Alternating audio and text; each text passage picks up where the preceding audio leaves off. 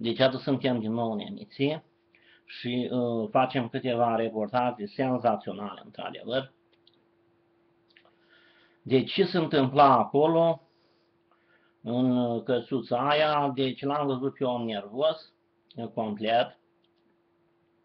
Eu pe acolo am făcut primele poezii din astea, lacustre, care au pus-o după aia pe numele lui George Bacovia.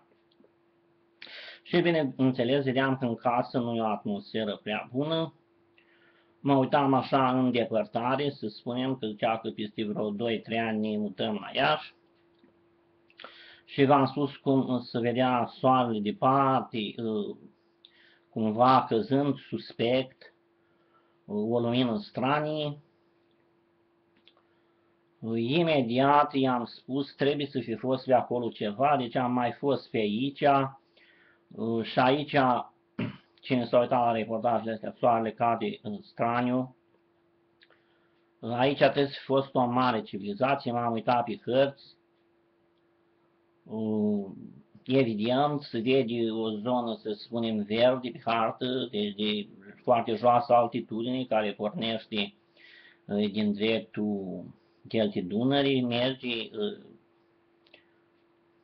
în sus până în zona Iașului. Sunt sigur că aici, zic, a fost un port, ceva, a fost o civilizație foarte avansată. Taică-miu că am dădea din coate, nu prea cred. Și eu i-am spus, sigur, să faci un sonar din ăsta de teren și eu îți spun că se găsesc aici vestigiile.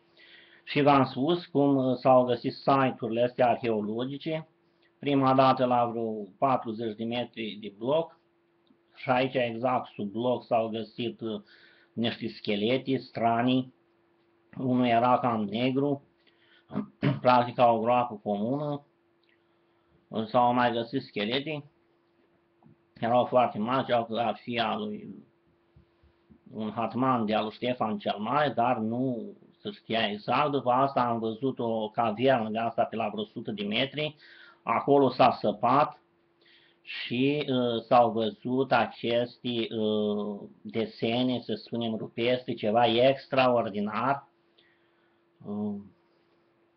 Este cam la vreo 100 de metri și, bineînțeles, au început să se găsească tezaurile de argint, cupele astea, să spunem, de argint, clasice, ca un corn scobit cu diferite imagini pe ele. S-au găsit și în centru. După asta am mers mai departe, în regiunea asta, oamenii nu prea știau nimica la istorie, așa am văzut și profesori universitari au fost complet surprinși, era tânărul cap roș care a nebunit de ciudă, că nu prea mergea mintea, dar n-avea nici talent, fără sonar, să spunem, că trebuie să îl livezi așa, fără sonar, deci am văzut un tezaur ăsta, am săpat acolo, câțiva metri, extraordinar, ceva extraordinar. Îi pus, să spunem, ca la Panghiurstie, dar nu e așa, s-au făcut reportaje, deci s-a făcut o translație spre săraca Bulgariei. Deci, repede ne mișcăm și vă spun cu sonarul ăsta și cu, să spunem, mintea mea, care în orice caz pare mai bună decât altata, descoperim aici o serie de tezauri extraordinare. Deci, practic, vreo 800 de tone de argint și 120 de tone de aur. Asta este cea mai mare descoperire făcută aici. Credeau că e tezaurul Decebal, nu e tezaurul Decebal, nu prea aveau intelect. Deci stăpânirea romană nu a ajuns până aici. Deci sunt tot felul de hărți.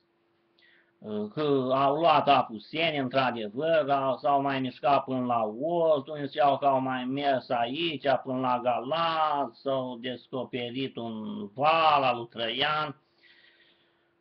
Nu aveau o minte bună oamenii ăștia, deci oamenii de aici nu erau încadrați corect, deci este o străveche civilizație scitică. Deci s-au găsit lucruri vechi, să spunem, de 5500 de ani, de 8500 de ani, o civilizație, să spunem, comparabilă cu civilizația din Mesopotamia. Predominau, să spunem, idei complet greșite, că aici este prea frig, domne, Mesopotamia e Mesopotamia, este în sud, dar aici este prea frig, sunt numai 3 luni practic calde, eu vă spun că nu sunt 3 luni calde, practic sunt vreo 5 luni calde și eu vă spun că sunt cam 6 luni, deci se poate împărți în 2 anotimpuri. Situația 6 luni reci, 6 luni calde. Deci n-aveau istorici, descoperirile practic sunt astagări, cum se spune, sunt puse pe internet. Se găsește și o piramidă de tip egiptean, v-am spus, ei ziceau că sunt costoboci, dar nu erau, puteau fi și daci liberi, dar ele mergeau și mai în vechime, să spunem, cu 5.000 de ani înainte erii noastre, deci o civilizație comparabilă numai cu civilizația din Mesopotamia. Și nu era chiar așa de frig, deci cultivau grâu, făceau navlosiri pe Prut, aici a fost găsit portul, deci chiar sub bloc este un vas, s-au găsit tot felul de relicvii arheologice, v-am spus, cum s-a găsit și s-au găsit șalendele alea făcute dintr-un singur trunchi, să spunem, care avea diametru de vreo 4 metri, deci un fel de segoia gigantea, ceva, un pin uriaș, care trăia atunci pe aici, era, v-am spus, mai cald, deci descoperiri istorice extraordinare.